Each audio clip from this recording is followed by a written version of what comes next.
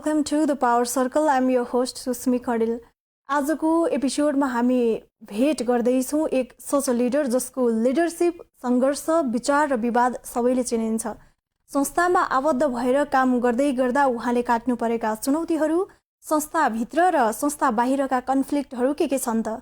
Today we will have a deep conversation with him covering his NRNA, विशेष त UK को NRNA journey, current social activism र भविष्यका योजनाहरू. शक्ति कहाँबाट सुरु हुन्छ? पदबाट, पैसाबाट वा प्रभावबाट? NRNA विश्वभर फैलिएको नेपाली आवाज, तर पछिल्लो समय प्रश्नले घेरिएको संस्था. सेवाको नाममा शक्ति, एकताको नाममा टकराव र राष्ट्रप्रेमको नाममा राजनीति.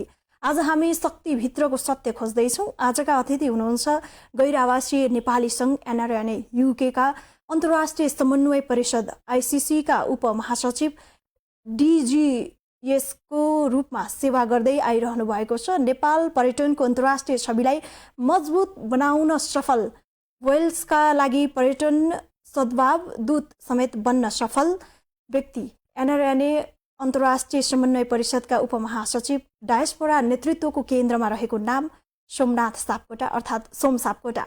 शक्ति र रणनीतिक निर्णयका सवालमा आज हामी सिधा र बिना सङ्कोच बहस गर्नेछौँ. Stay tuned for an insightful and engaging discussion. नमस्ते सर, कार्यक्रममा स्वागत छ.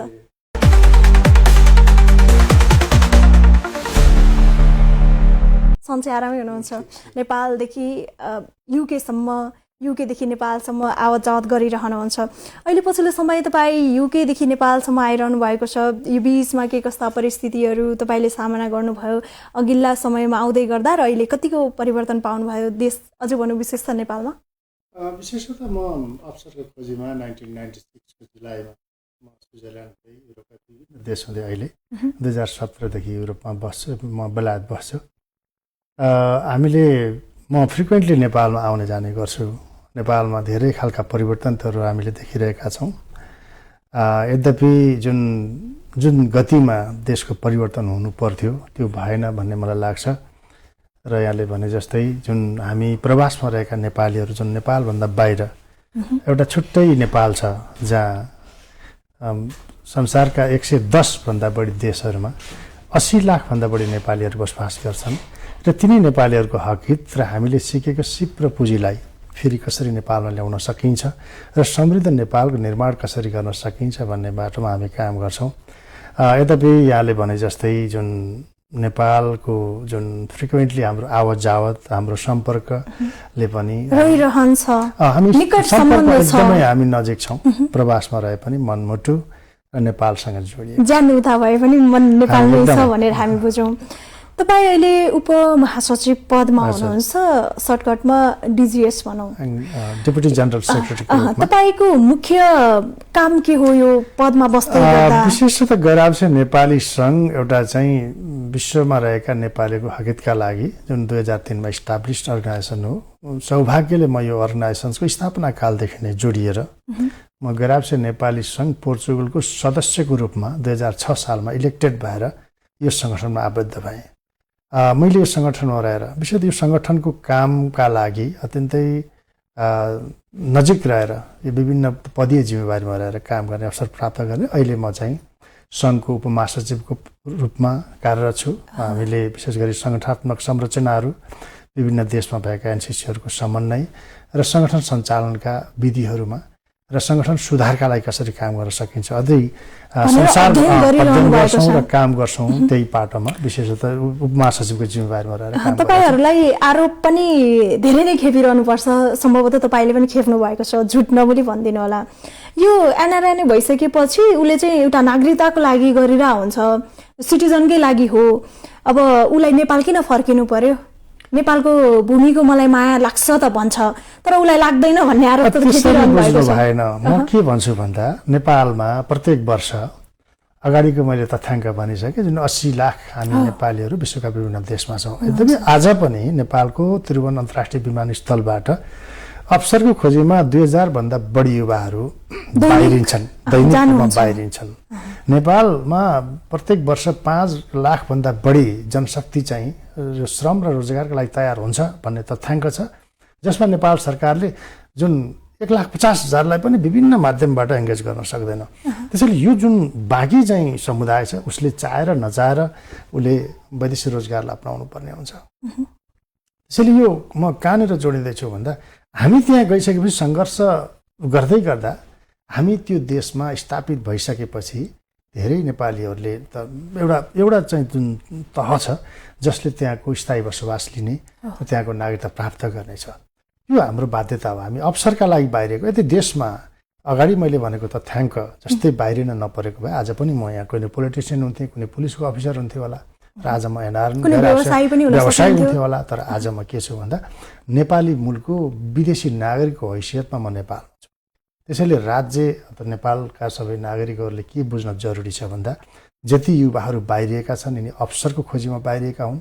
हामी त्यो अवसर प्राप्त भयो भने हामी कुनै संसारका कुनै देशको सुख सयल भन्दा पनि हामी आफ्नै देशमा फर्किन चाहन्छौँ र त्यो अवसरका लागि हामी पर्खिरहेका छौँ। र अब हामी के पनि चाहन्छौँ भन्दा जुन युवाहरू अहिले बाहिरिएका छन् ती युवाहरूलाई रोक्नुपर्छ। यदि रोक्न सकेनौँ भने यो देशमा ठुल्ठुलो समस्या आउँछ भन्ने हामीलाई लाग्छ। त्यसैले जुन यहाँहरूले जुन प्रश्न गर्नुभयो हामीलाई त्यो देशमा भएको सुख सयलले मात्र होइन, नागरिकताका लागि मात्रै होइन, यो हाम्रो नैसर्गिक अधिकार हो। हामी कसैसँग डिमान्ड गरिरहेका छैनौँ। राज्यले यसलाई जुन हामीले अहिले नेपालको संविधानले व्यवस्था पनि गरेका छ, हामीले नागरिकता पनि प्राप्त गरेका छौँ। यद्यपि त्यो नागरिकताको इम्प्लिमेन्टेसन भएको छैन। त्यसलाई कानुन बनाएर त्यसको चाहिँ जुन संविधानमा व्यवस्था भएअनुसार हामीले त्यो अधिकार पाउनुपर्छ भनेर सरकारलाई अनुरोध गरिरहेका छौँ। यसमा एउटा ड्राफ्ट पनि बनिसकेका छ। हामीले विश्वास छ यो केही दिनमा हामीले अपेक्षा गरे जस्तो गैर नेपाली नागरिकताको इम्प्लिमेन्टेसन र हामी सधैँ एकपटकको नेपाली हामीले त्यो नागरिकतामा पनि हाम्रो अनुरोध के छ सरकारसँग भन्दा हामी 20औं वर्ष नेपालमा जन्मेर यहीँ हुर्किएर यही माटोमा खेलेर अवसरका लागि बाहिरिएका हौँ। त्यो विशेष परिस्थिति दिवस कुनै देशको नागरिकता प्राप्त गरे पनि आज पाहुना बनेर आउनु पर्यो। आज हामी पाहुना बनेर आउन पर्ने पनि हाम्रो सरकारसँग के अनुरोध छ भन्दा एकपटकको नेपाली सधैँको नेपाली हुनु पाउनुपर्छ भन्ने सरकारसँग विनम्र अनुरोध छ। यो कुनै कालखण्डमा हाम्रो यो अपेक्षा पुरा हुनेछ आशा गरौँ, विश्वास गर्छौँ। तपाईँ पर्यटन प्रवर्धक पनि हो। नेपालमा अझै विशेष त पर्यटन जति पनि भित्राउन सकिन्छ, हाम्रा खोला नाला नदीदेखि हिमालहरू अन्य कुराहरू पनि छन् त, मठ मन्दिरहरू विश्वले चिनिरहेका, विश्व सम्पदा सूचीमै समावेश भइसकेका। तपाईँले गरेको योगदान के छ त पर्यटन क्षेत्रमा? विशेषतः नेपाल अत्यन्तै सम्भावना भनेको कृषि र पर्यटन। हामी संसारका देशहरूबाट नेपाललाई हेर्दा नेपाल अति नै सम्भावना बोकेको देश हो, जसलाई हामीले जो संसारमा बेच्न सक्छौँ, जो संसारमा नभएका धेरै कुराहरू हामीसँग उपलब्ध छन्। यद्यपि हामीले जुन हाम्रो पोलिसी नीति हाम्रो चाहिँ रिसोर्सेस चाहिँ जसरी चाहिँ त्यसमा मोबिलाइज हुनुपर्थ्यो त्यो भएन भन्ने मलाई लाग्छ। गैर नेपाली सङ्घले स्थापना कालदेखि नै हामीले एउटा कार्यदल नै बनाएर प्रवासमा बस्ने नेपालीहरूले नेपालको कला संस्कृतिलाई विश्वका विभिन्न देशहरूमा प्रचार प्रसार प्रवर्धन गर्ने काम गर्छन्। म त्यसको विभिन्न जुन कालखण्डका समितिहरूको संयोजकमा रहेर काम गर्ने अवसर प्राप्त गरेँ। विभिन्न देशहरूमा अत्यन्तै मासवेस मेलाहरूको आयोजना गर्ने, विभिन्न टक सोहरू सञ्चालन गर्ने, विभिन्न चाहिँ यो मिडियाकर्मीहरूसँग छलफल गर्ने, सोसियल मिडियाको प्रयोग गर्ने, विभिन्न चाहिँ इभेन्टहरूको सेलिब्रेट गर्ने, नेपाली मेला, Nepali day, Nepal run for Nepal जस्ता क्याम्पेनहरू, एभरेस्ट डे जस्ता कार्यक्रमहरूको आयोजना गर्ने गर्छौँ। विशेषतः म यो मात्रै नभएर नेपाल टुरिज्म बोर्डको मानार्थ जनप्रतिनिधिको रूपमा पनि मैले नेपालको टुरिज्मलाई प्रमोसन गर्ने अवसर प्राप्त गरेँ। 2016देखि 18सम्म म डेनमार्कमा रहेर नेपाल टुरिज्म बोर्डको मानार्थ जनप्रतिनिधिको रूपमा काम गरेँ र त्यसमा हामीले विशेषतः त्यहाँका ट्राभल टुर एजेन्टहरूसँगको छलफल, विभिन्न चाहिँ राइटर्सहरूको समन्वय, त्यहाँका स्थानीय सरकारहरूसँगको सम्बन्ध र त्यहाँका चाहिँ डिप्लोमेट्सहरूसँगको समन्वय र त्यहाँका राजनैतिक दलका नेताहरूलाई नेपाल भिजिट गर्न प्रेरित गर्ने कामहरू र त्यसै गरी म 2019देखि 21सम्म माल्टामा जो व्यवसायको क्रममा म चाहिँ माल्टा पुगेँ र माल्टामा पनि मलाई टुरिज्म बोर्डले त्यो अवसर प्राप्त गर्यो। हामीले त्यहाँ पनि नेपालका अत्यन्तै महत्त्वपूर्ण कार्यक्रम भिजिट नेपाल 2020को चाहिँ प्रारम्भमा विभिन्न कार्यक्रमहरू आयोजना गऱ्यौँ।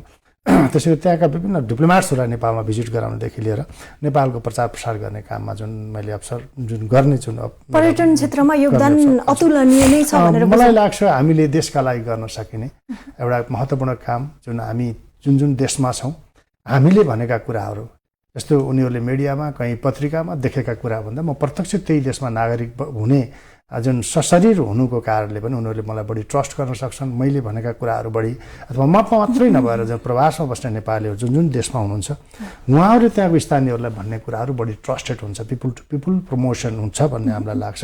र त्यसमा गएर नेपाली सङ्घले स्थापना कालदेखि नै काम गरेछ। विशेषतः मैले अलिक बढी त्यसमा अवसर प्राप्त गरेँ। मैले नेपालको टुरिज्म बोर्डको तर्फबाट, मन्त्रालयको तर्फबाट पनि मलाई एउटा अवसर प्राप्त भयो। विशेष गरी वेल्सका लागि टुरिज्म गुडविल एम्बेसडरको रूपमा मैले 2021मा जुन एउटा मन्त्रालयको तर्फबाट अवसर प्राप्त गरेँ, त्यसमा पनि राम्रो हामीले त्यहाँको सरकार, त्यहाँको स्थानीय चाहिँ व्यक्तित्वहरू, राजनैतिक दलसँग समन्वय गर्ने, विभिन्न कार्यक्रमको आयोजना गर्ने, उहाँहरूलाई भिजिट गराउने नेपालमा विशेष गरी।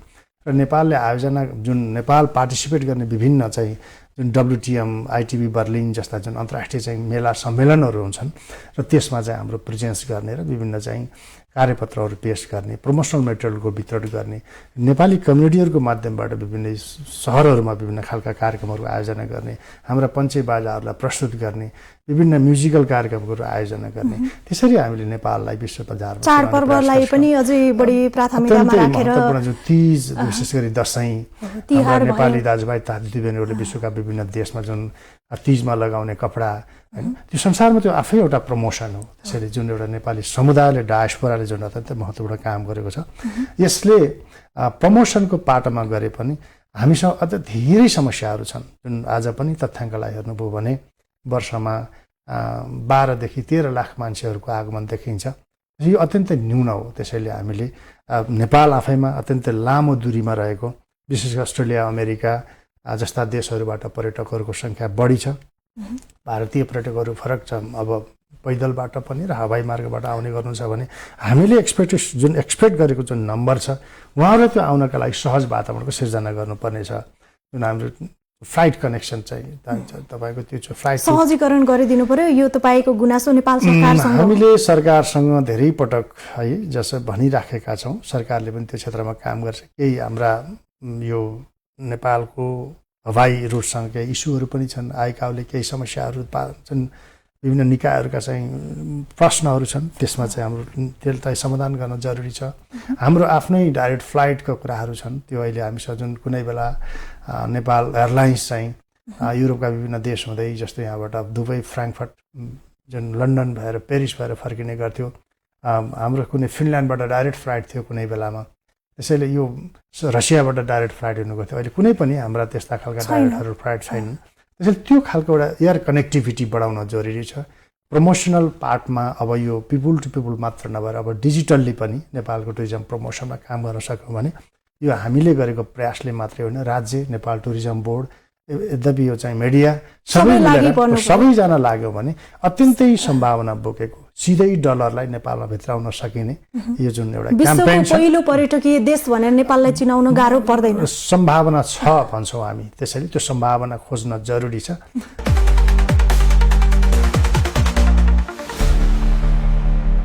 NRNA उपमहासचिव तपाईँ अहिले युकेको हुनुहुन्छ। सोम सापकोटा पद जो अहिले जुन पदमा हुनुहुन्छ त्यो पावर र पहुँचको भरमा पुग्नु भएको हो भन्ने आरोप लागेको छ तपाईँलाई। यो आरोप कतिको सत्य हो? हुन त तपाईँ इलेक्टेड भएर जानुभएको, भोट पनि एक पैसामा किनबेच हुन्छ, पावरकै कारण किनिएको हो, त्यो ठाउँसम्म पुगिएको हो भन्ने आरोप छ। मलाई त्यस्तो लाग्दैन। यो क्वेसनमा म तपाईँलाई, म यो संस्थाको स्थापना कालदेखिको सिपाही हुँ, जुन 2003 सालमा विश्वका विभिन्न देशमा रहेका नेपालीहरूको हकितका लागि काम गर्ने एउटा सङ्गठनको स्थापना भयो। म 2003बाट यो संस्थामा इन्भल्भ थिएँ।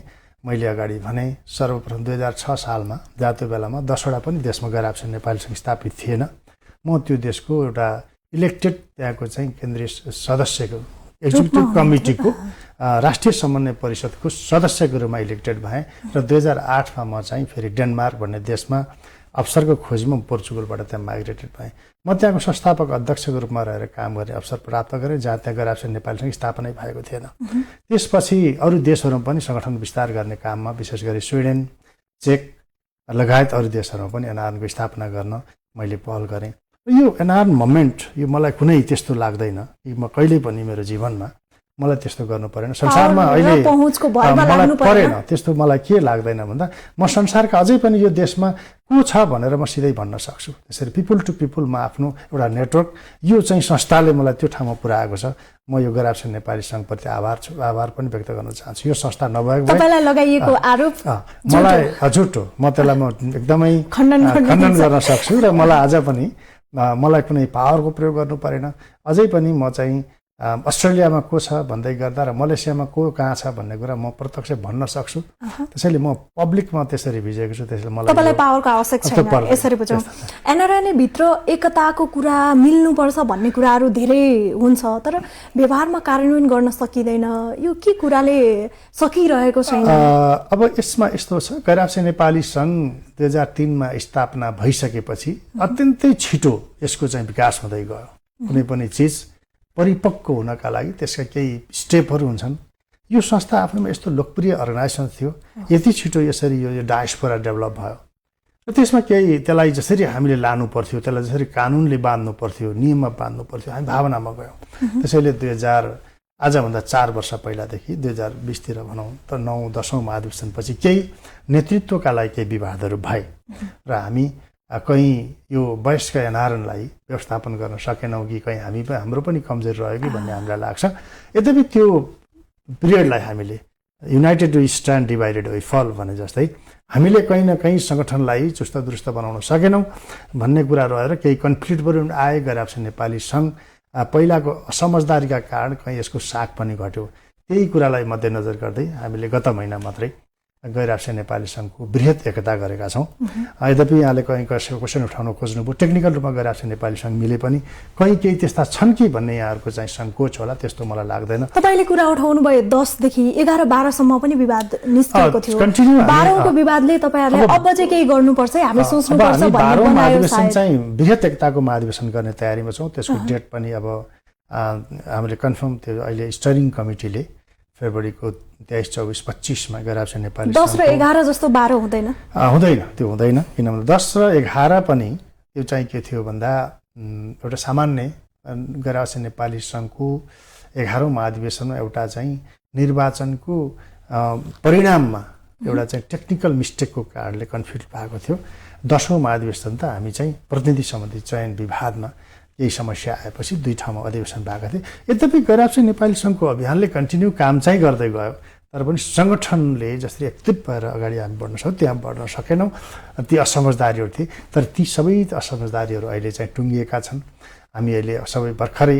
योभन्दा यो कार्यक्रममा आउनुभन्दा पहिला पनि हामी संयुक्त रूपमा अहिले भूमि सुधार मन्त्रीज्यूलाई भेटेर जुन गैराब्से नेपाली सङ्घको नागरिकता इम्प्लिमेन्ट नहुँदाखेरि जुन गैराब्से नेपालीहरू भएका समस्याहरू छन् त्यसलाई सहजीकरणका लागि अनुरोध गरेर आयौँ त्यहाँ 2 जना अध्यक्षहरू हुनुहुन्थ्यो सबै शाखाका साथीहरू थियौँ त्यसैले त्यो स्थिति जुन छ हामीमा त्यो कमी कमजोरी रहे सङ्गठन चाहिँ जुन असमझदारीहरूका कारण सङ्गठनमा कमजोरीपन आयो र त्यसलाई अहिले सुधारेर हामी अगाडि बढ्छौँ र त्यस्तो चाहिँ अहिले यहाँले भने जस्तै जस्तो सोचे जस्तो त्यो चाहिँ होइन वी आर युनाइटेड होइन हामीले सच्चिएर कहीँ कमी कमजोरी रहे हामी सचेर अगाडि बढ्नुपर्छ तपाईले भने जस्तो होइन भन्नुभयो मैले भनेको होइन यो सामाजिक सञ्जालमा पनि देखिन्छ तपाईहरुका फोटोहरु पोस्ट हुन्छ भिडियोहरु पोस्ट हुन्छ कतै इन्टरभ्युहरु आउँछ त्यहाँ कमेन्टहरु पनि देखिन्छ अरूले भनेको पनि त सुनिन्छ नि त हामी त देशमै लडिरहेका छौं बसिरहेका छौं अहिलेसम्म फेरि अर्को आरोप छ एनआरएनए राजनीति भन्दा माथि र राजनीति भन्दा बाहिर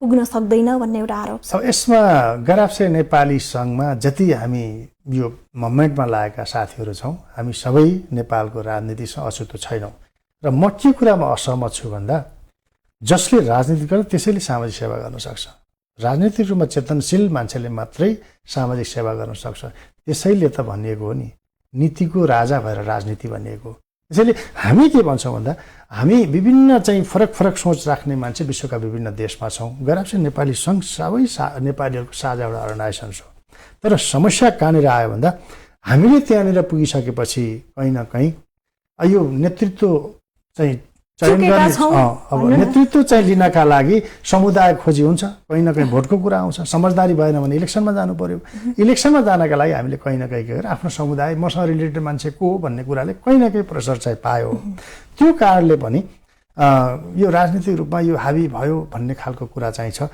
यद्यपि म के कुरालाई क्लियर गर्न चाहन्छु भन्दा यो गर्नुहुने थिएन। यो चाहिँ के हो भन्दा प्रवासमा बस्ने हामी नेपालीहरूको साझा सङ्गठन हो।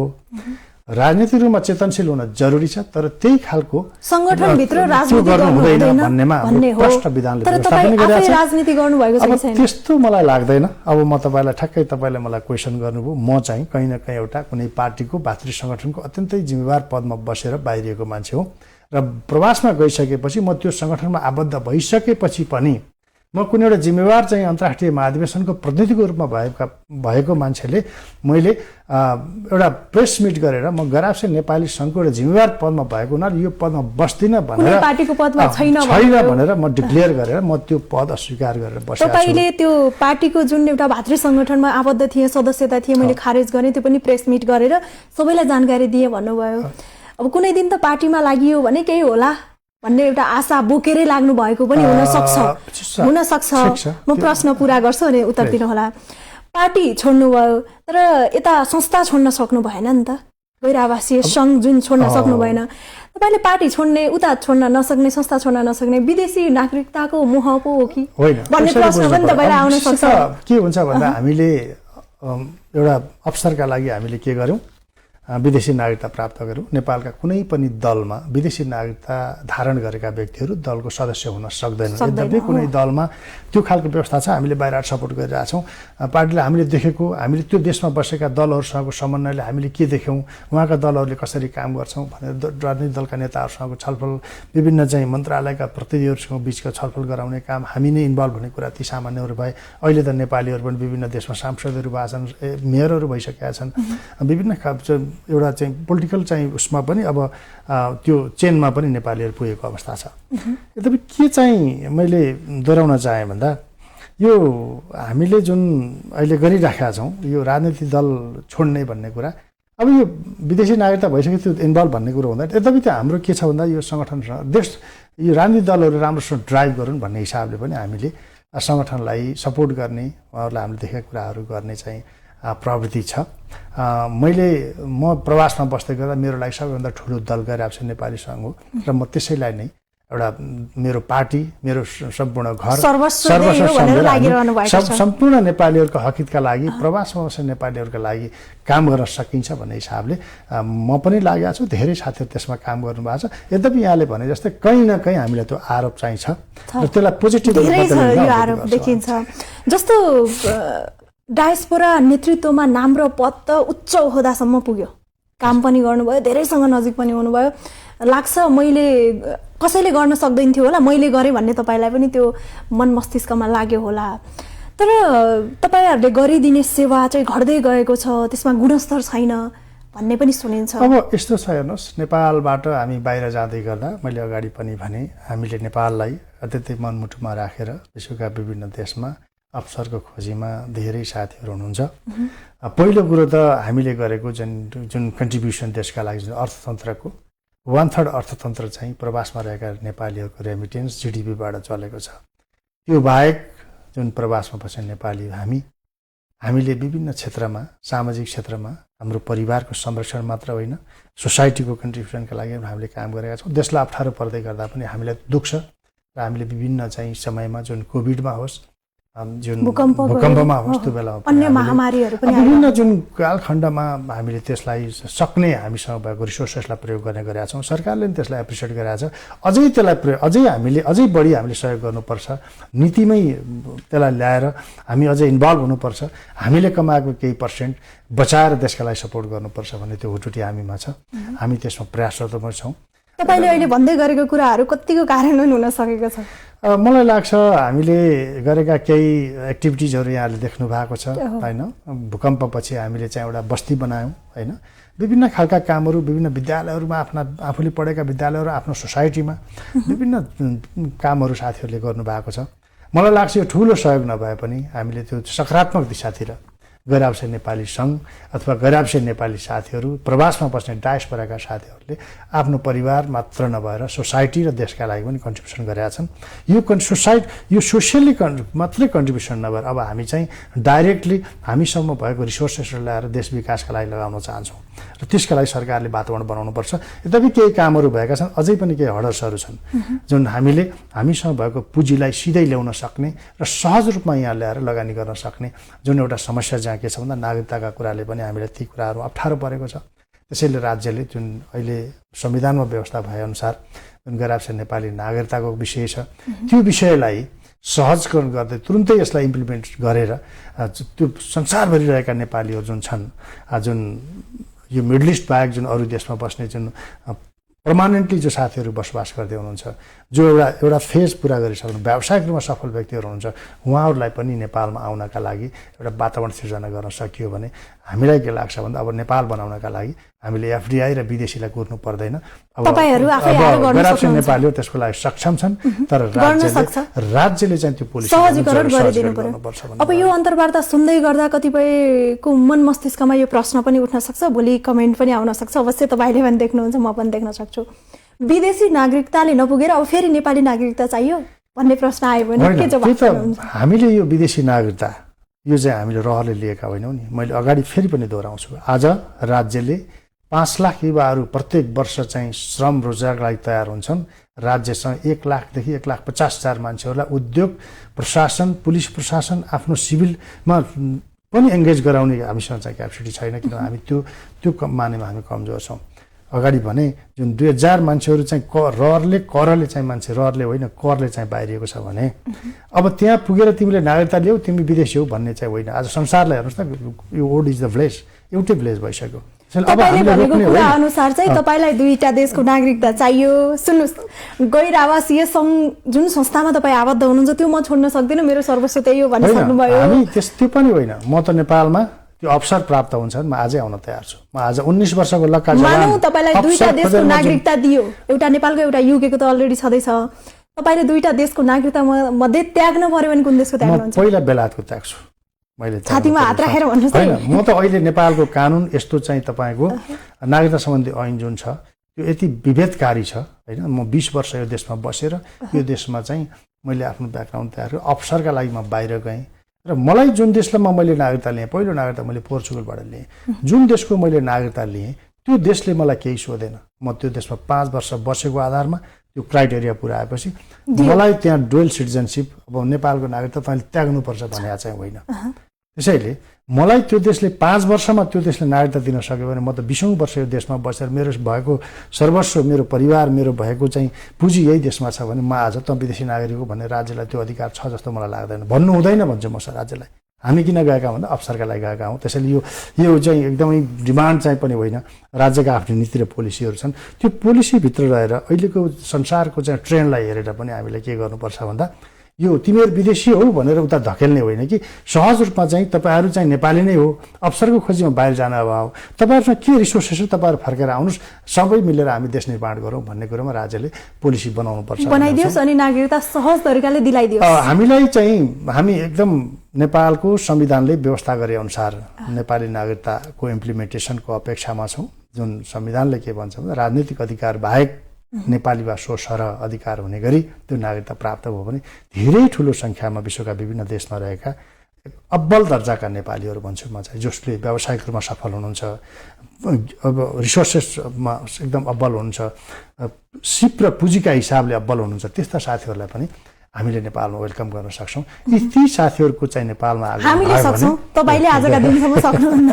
मलाई के लाग्छ भन्दा त्यो सम्भावना छ। त्यसैले हामी सबै मिलेर यो चाहिँ समृद्ध नेपालको निर्माण गर्नुपर्छ भन्ने हाम्रो चाहिँ एउटा मिसन हो। त्यसमा हामी सँगै छौँ। नेपालको खुबै माया लाग्छ होइन?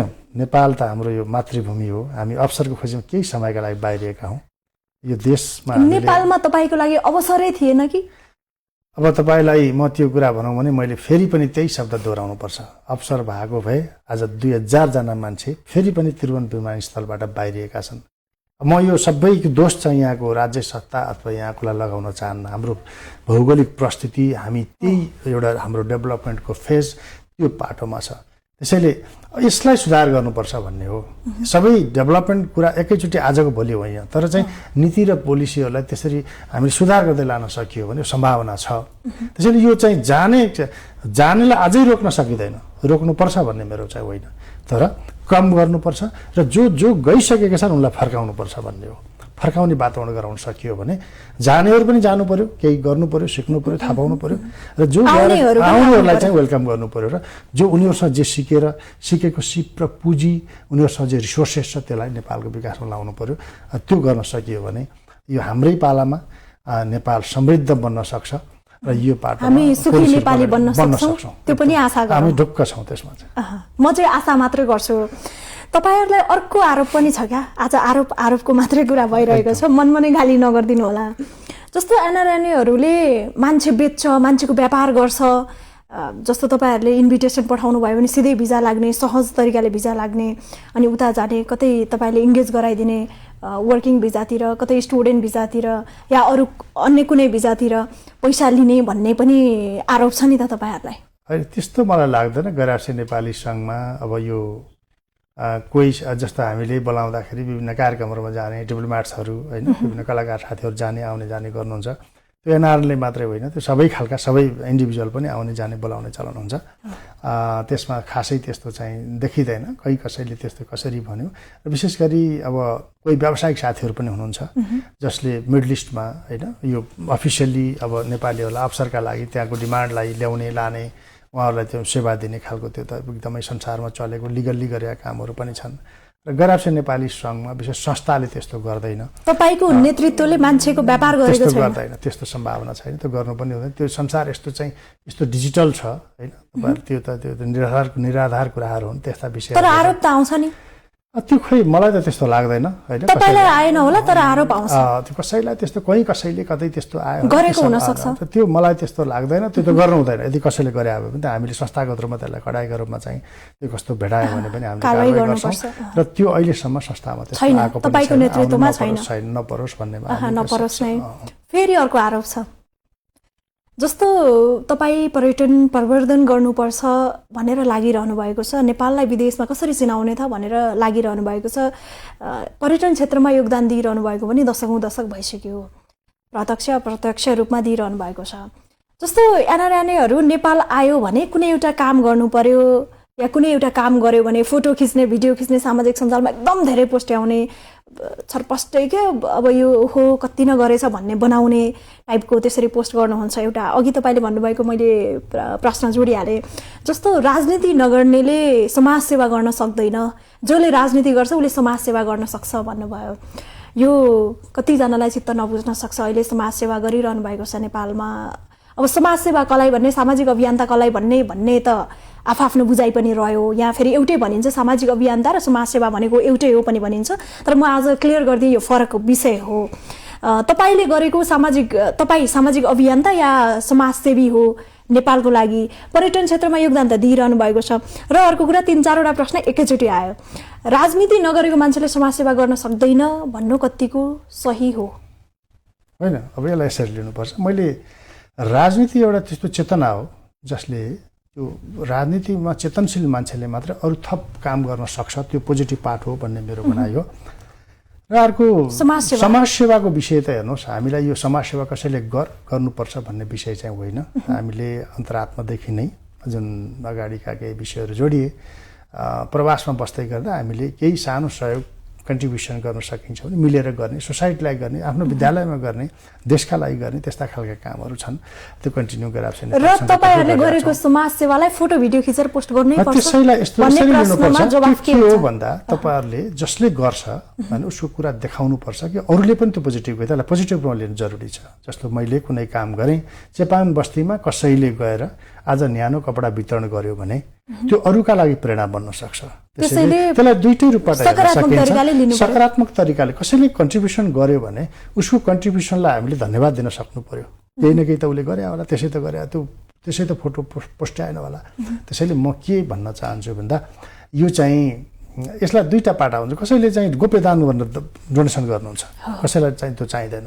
र त्यो पाटोबाट हेर्दा उहाँलाई चाहिँ गर्नु मन लागेन, ठिकै छ। र अर्को पाटो त्यसलाई पोजिटिभ रूपमा हेर्नु, उहाँले चाहिँ भनेर दिइदिएको भए अर्कोले पनि त्यो देखेर दिन्थ्यो कि भन्ने पोजिटिभ पाटोबाट हेर्न सक्यो भने जसले सामाजिक काम गरेर आफ्ना कुराहरू सोसियल मिडियामा प्रस्तुत गर्नुहुन्छ त्यसले अरूलाई पनि काम गर्न प्रेरित गर्छ भन्ने हिसाबले पोजिटिभ रूपमा लियौँ भने त्यो राम्रो पनि हो। मलाई लाग्छ त्यो गैराष्ट्रिय नेपालीहरूले अथवा प्रवास बस्ने नेपालीहरूले मात्र होइन, हामी सबैले त्यो फलो गर्छौँ, गर्नुपर्छ। यद्यपि जस्तो यहाँ केही समाजसेवाका नाममा पनि थोरै चिजहरू गरेर धेरै कुराहरू गर्ने पनि छ। त्यो एउटा प्रकृति हो होइन, एउटा नेचर हो मान्छेको, त्यसले कसरी आफूलाई प्रस्तुत गर्छ भन्ने हो। त्यसैले म फेरि पनि के अनुरोध गर्छु भने जसले केही गर्यो भने उसले समाजमा पोजिटिभ म्यासेज दिने गरी समाजलाई जानकारी गराउन सक्दा त्यसले सोसाइटीलाई राम्रो गर्छ, सकारात्मक तरिकाले लिनुपर्छ कुरालाई भन्ने लाग्छ।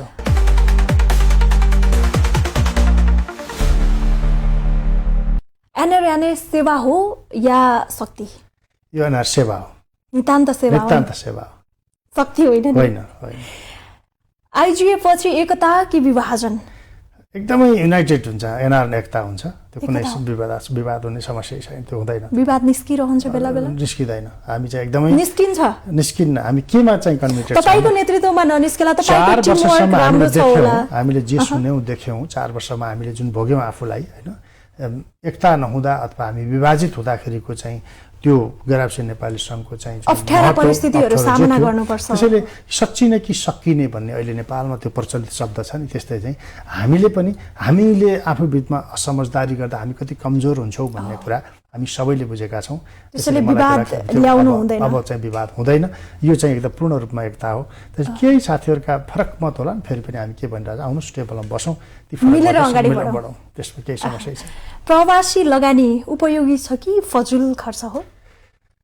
हेर्नुहोस्, प्रवासमा रहेका नेपाली अहिलेसम्मको हिसाबलाई हेर्नुभयो भने के देखिन्छ भन्दा हामीले जसरी जुन सरकारले पोलिसी बनाउनुपर्छ भन्ने मलाई लाग्छ।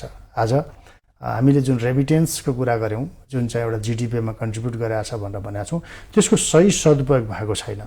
जुन हामीले आज नेपालमा म देख्छु धेरैको हातमा आइफोन यहाँ मैले उपलब्ध देख्छु, त्यसको विकल्पमा पनि अरू चाहिँ साधनहरूको प्रयोग गर्न सकिन्छ।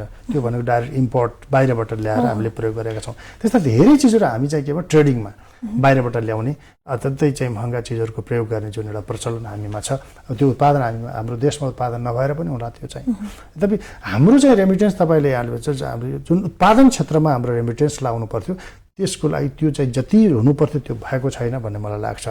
यद्यपि राज्यले त्यसको पोलिसी बनाउनु पर्यो, लगानी मैत्री बनाउनु पर्यो, त्यो राज्यले ल्याउने, ब्याङ्कले ल्याउने, यहाँको प्राइभेट सेक्टरहरूले ल्याउने हो। तपाईँले यहाँ लगानी गर्नुभयो, तपाईँ फर्केर तपाईँले 2 लाख लगाउनु भयो भने म आउँदा 6 लाख दिन्छु भन्ने खालको स्किम ल्याउने र त्यसलाई त्यो एउटा चाहिँ अहिले जुन गलत बाटोबाट केही रेमिटेन्सहरू भित्रिएको पनि छ त्यसलाई चाहिँ सही बाटोबाट भित्राउने, ब्याङ्किङ च्यानलबाट लिगल वेबाट ल्याउने चाहिँ सरकारको प्रयत्न हुनु पर्यो। किन हामीसँग त छ नि, त्यत्रा युवाहरू गएर केही न केही गर्नुभएको छ। त्यसले लगानी मैत्री चाहिँ वातावरण सिर्जना गर्न सकियो भने यो चाहिँ रेमिटेन्सको सही सदुपयोग हुन्छ र त्यो तपाईँले भने जस्तै उपयोगी ठाउँमा प्रयोग गर्न सकिन्छ। पर्यटन अन्तर्राष्ट्रिय प्रभाव दिन्छ कि पर्यटन क्षेत्रले जो तपाईँहरूले गरिरहनुहुन्छ, विज्ञापन भनौँ या प्रचार प्रसार, यो स्थानीय प्रचार मात्रै हो या अन्तर्राष्ट्रिय स्तरमा यसले केही प्रभाव पार्छ? होइन, अत्यन्तै ठुलो प्रभाव पार्छ। किन भन्दा यो मैले अगाडि कुनै सेगमेन्टमा भनेको थिएँ, म चाहिँ अहिले बेलायतमा बस्छु, वेल्समा बस्छु भने म अथवा हाम्रो सोसाइटीले एउटा डायस्पोराले गर्ने कार्यक्रम, सामान्य रूपमा त्यही कार्यक्रम हुँदा पनि त्यो सोसाइटीले देख्छ कहाँबाट के किन कसरी पञ्चबाजा बद्दै गर्दा कहाँको रहेछ के रहेछ, त्यो प्रचार हो। त्यो त सामान्य प्रचारात्मक कार्यक्रमहरू भए। हामीले नेपाली मेला, नेपाल परेड, नेपाल डे जस्ता विभिन्न मासवेश कार्यक्रमहरू आयोजना गर्ने, पार्कहरूमा यस्ता खालका भेटघाटहरू गर्ने, त्यहाँ छलफलहरू गराउने, साङ्गीतिक कार्यक्रमहरू गर्ने, त्यहाँका सरकारका प्रमुख अथवा भनौँ न सरकारका मान्छेहरूलाई बोलाउने, उहाँहरूलाई बोल्न लाउने, हामी पनि बोल्ने, इन्ट्रेक्सन प्रोग्रामहरू गर्ने, माउन्टेन समिटर्सहरूलाई बोलाउने, उहाँहरूलाई इन्टरभ्यू दिन लाउने, विभिन्न रेडियो टेलिभिजनमा बोल्ने, सामाजिक सञ्जालहरूमा लेख्ने, हामीसँग चाहिँ भएका मेटेरियलहरूलाई चाहिँ त्यहाँ डिस्ट्रिब्युट गर्ने, त्यस्ता खालका कामहरू गर्छौँ। त्यसैले यो चाहिँ एउटा अत्यन्तै महत्त्वपूर्ण क्याम्पेन हो यो होइन। यसलाई चाहिँ यसको एउटा दीर्घकालीन महत्त्व राख्छ यस्ता खालका प्रचार प्रसारले।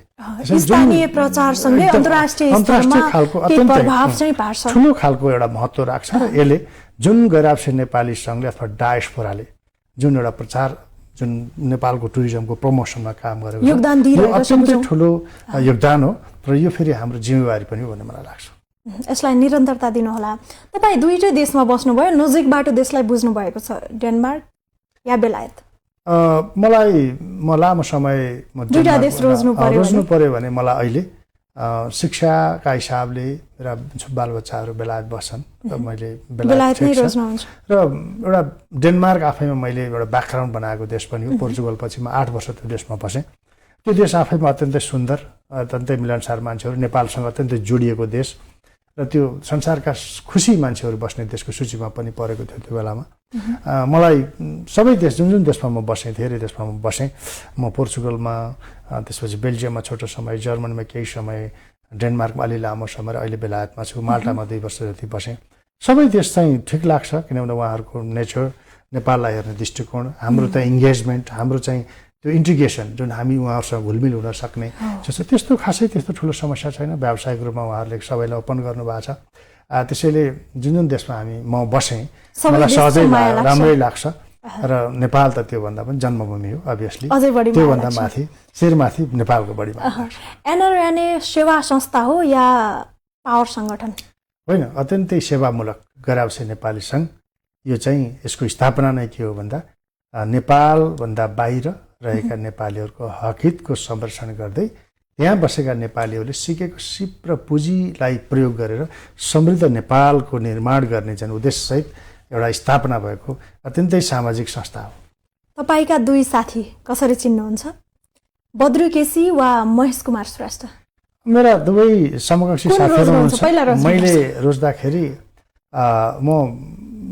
म ठ्याक्कै उहाँहरूको नाम लिनुभन्दा मेरा 2टै अध्यक्ष म सँगै काम गर्दै, उहाँ समकक्षी साथीहरू पनि हुनुहुन्छ। बद्रीजी चाहिँ केन्द्रीय सदस्य हुँदा म पनि केन्द्रीय सदस्य थिएँ। महेश कुमार श्रेष्ठ चाहिँ उहाँ कोषाध्यक्ष हुनुभयो, म सल्लाहकार थिएँ। त्यसैले हामी कहीँ न कहीँ यो सङ्गठनमा एउटै ठाउँमा छौँ। मेरो लागि 2टै अहिले अध्यक्षको रूपमा उहाँहरू हुनुहुन्छ, म महासचिव छु। मेरो लागि 2टै समान हुनुहुन्छ। उहाँहरूले गरेको सङ्गठनप्रति दिएको अहिलेसम्मको योगदान अत्यन्तै महत्त्वपूर्ण छ। आगामी दिनमा एउटै काममा विवादमा आउनुभएको थियो? विवादमा यस्तो थियो, एकपटक के थियो भन्दा जुन 11औं महाधिवेशन जुन सम्पन्न भयो त्यसमा चाहिँ अब मैले भन्नुपर्ने हुन्छ, म महेशजीको टिमबाट मेरो उम्मेदवारी थियो। त्यही टिममा जुन केशवजीको कारणले केशवजीको एउटा भोटिङमा जुन कन्फ्लिक्ट आयो त्यसपछि त्यो 11औं महाधिवेशन चाहिँ विवादमा आयो होइन। त्यसमा खासै मलाई त्यस्तो लागेन। म चाहिँ केही समय यसलाई मिलाउनुपर्छ भनेर लाग्यौँ र सर्वोच्च अदालतको फैसलापछि फेरि म बद्री केसीजीले नेतृत्व गरेको टिममा बसेर काम गरेँ। यद्यपि हामी त्यो बिचमा पनि सङ्गठन मिलाउनुपर्छ, यी सामान्य टेक्निकल कुराहरू कहीँ मिस्टेक छ भने त्यसको अध्ययन गरौँ भन्ने पाटोमा थियौँ। अब त्यो चाहिँ विगत भइसकेको छ, सकिसकेको छ। यसलाई हामी के भन्छौँ भन्दा कुनै जीवनको कालखण्डमा गराउँछ नेपालीको कालखण्डमा घटेको घटना थियो, अलि मिठो नमिठो घटना थियो, अब त्यस्तो दोहोरिँदैन भन्ने कुरामा हामी विश्वस्त छौँ। यो घटना बिर्सेर अगाडि बढिसक्नु भयो। तपाईँको एउटा कमजोरी छ जो सुधार गर्न चाहनुहुन्छ, तपाईँ आफै भन्नुहोस्। म पनि सब विश्वास गर्छु होइन, ती कुरालाई म अलि बढी भावनात्मक रूपमा जोडिन्छु। त्यसले म त्यसलाई सुधार गर्ने हानि गरिरहेको छ तपाईँलाई, मलाई असर गरेको छ। हामी धेरै ट्रस्ट गर्ने, नेपालमा आउने, इन्भेस्ट गर्ने जो खै साथीहरूसँग पनि छ त्यसको अलि बढी अध्ययन नगर्ने, भावनात्मक रूपमा जोडिने, त्यसको रिजल्ट नआउने, जसले जे भने विश्वास गर्दिहाल्ने, त्यसमा अलिकति बढी विश्वास गर्ने हुनाले त्यसले कहीँ न कहीँ त्यसले समस्या पार्यो भन्ने मलाई लाग्छ। त्यसलाई म सुधार गर्दैछु। छिटै सुधार होस्, शुभकामना। तपाईँले एउटा छोड्नु पर्यो, परिवार या संस्था? मैले संस्था छोड्नुपर्ने हुन्छ, परिवारलाई म छोड्न सक्दिनँ। किन भन्दा म आज त्यो जुन ठाउँमा छु, मेरो परिवार, मेरो श्रीमती, मेरो छोरी छोरा, त्यो परिवारको कारणले म आज यो ठाउँमा छु। त्यसैले यदि दुईटै चिज म दुईटै छोड्न सक्दिनँ। नम्बर 1, यदि छोड्नु पर्यो भने मैले संस्था छोड्नुपर्छ। किन भन्दा परिवार पछि जन्मेको हो संस्था, परिवार मेरो पहिला हो। मेरो दायित्व परिवारप्रति अझै छ, संस्थाप्रति पनि मेरो दायित्व छ। यद्यपि बढी परिवारप्रति म फोकस गर्नुपर्छ। परिवारको माध्यमबाट पनि फेरि म चाहिँ संस्थालाई सपोर्ट गर्न सक्ने हुनाले म चाहिँ पहिलो प्रायोरिटी पर्यो भने, रोज्नु पर्यो भने मैले परिवारलाई रोज्नुपर्छ। एक वाक्यमा बुझ्नु पर्दा सोम सापकोटालाई के भनेर बुझ्ने? अब मलाई जे देख्नु भएको छ, म यो मेरो यो 50 वर्षको पिरियडमा यो सोसाइटीले मलाई देखेको छ। म सिम्पल छु, म जोसँग पनि मिल्न सक्छु, घुलमिल हुन सक्छु। सकेसम्म कम गल्ती गरौँ र चाहिँ देशका लागि केही काम गरौँ भने हुटुटीको साथ चाहिँ अगाडि बढेको युवा हो भनेर बोल्दा हो। कस्तो मिठो जवाफ दिनुभयो। At the end feel free to say anything. तपाईँलाई केही भन्न मन लागेको छ, भन्नु नै पर्ने छ भने छोटकरीमा राख्नुहोस्। Thank you. म अत्यन्तै यो बागमती टेलिभिजनमा आएर गैर संस्थागत कुराहरू, मैले जीवनमा यो 30 वर्षसम्म विभिन्न देशमा बसेका कुराहरू लगायत हाम्रो देशले भोगेका विषयहरू र अब हामीले के गर्न सकिन्छ भन्ने विषयमा आफ्नो कुरा राख्ने अवसर प्राप्त गर्ने, यसका लागि तपाईँलाई धन्यवाद दिन चाहन्छु। यो देश चाहिँ हामी सम्भावना बोकेको देश हो। त्यसैले यो सम्भावना बोकेको देशलाई हामी सबैजना यो दलीय स्वार्थभन्दा माथि उठेर सबैजना मिल्न सक्यौँ भने यो हाम्रै पालामा देश समृद्ध बन्न सक्छ। म सबैलाई दलीय स्वार्थभन्दा माथि उठेर देशका लागि काम गर्न अनुरोध गर्छु र प्रवासमा बस्ने नेपालीहरू हामी सँगै छौँ भन्ने प्रतिबद्धता व्यक्त गर्छु। कस्तो मिठो जवाफ दिनुभयो। जस्तो तपाईँले उत्तर दिनुभयो त्यस्तै देश बनिदियो हुन्थ्यो भन्ने हाम्रो अपेक्षा छ। देश बन्छ, हामी सबै मिलेर अगाडि बढौँ। देश बन्छ भन्ने आशा गरौँ। म आशा मात्रै गर्छु।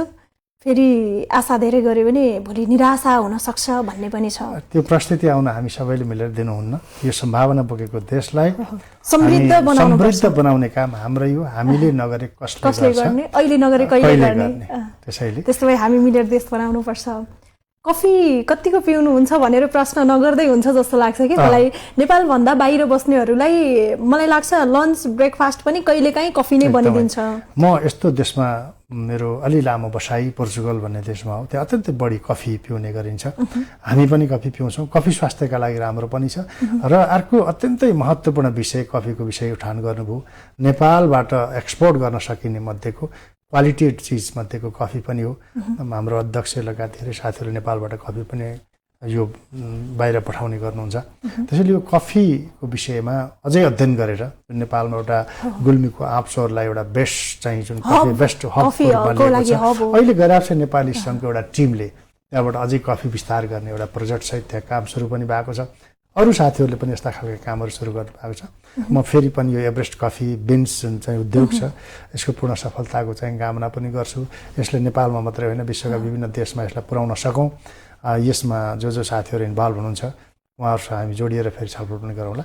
यो उद्योगलाई पनि शुभकामना छ मेरो। एभरेस्ट कफी बिन्सको तर्फबाट तपाईँलाई यो कफी उपहार स्वरूप आएको छ। तपाईँलाई कफीको बिन्स चाहियो, रियल बिन्स चाहियो भने पनि यहाँ पाइन्छ।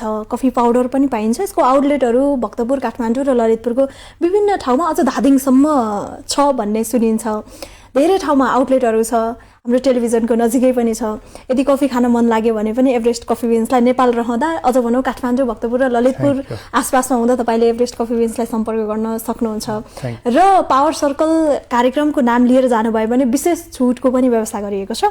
तपाईँलाई उपहार स्वरूप यो कफी एभरेस्ट कफी बिन्सको तर्फबाट। ल thank you Everest coffee beans team लगायत चाहिँ यो तपाईँहरू सबैलाई फेरि पनि धन्यवाद। हामी यो नेपालको उत्पादन आफैमा हामी माया गर्छौँ होइन। यसलाई विश्व बजारमा पुर्याउन हाम्रो नेटवर्कको प्रयोग होस् भन्ने मेरो शुभकामना छ। तपाईँले अझै विशेष भूमिका खेलिदिनु हुनेछ हामी आशा गर्नेछौँ। कार्यक्रममा आइदिनु भयो, आफ्ना विचार राखिदिनु भयो, अझ भनौँ अमूल्य समय हामीलाई दिनुभयो, त्यसको लागि तपाईँलाई धेरै धेरै धन्यवाद। ल अवसरका लागि म पनि आभारी छु। धन्यवाद। नमस्ते।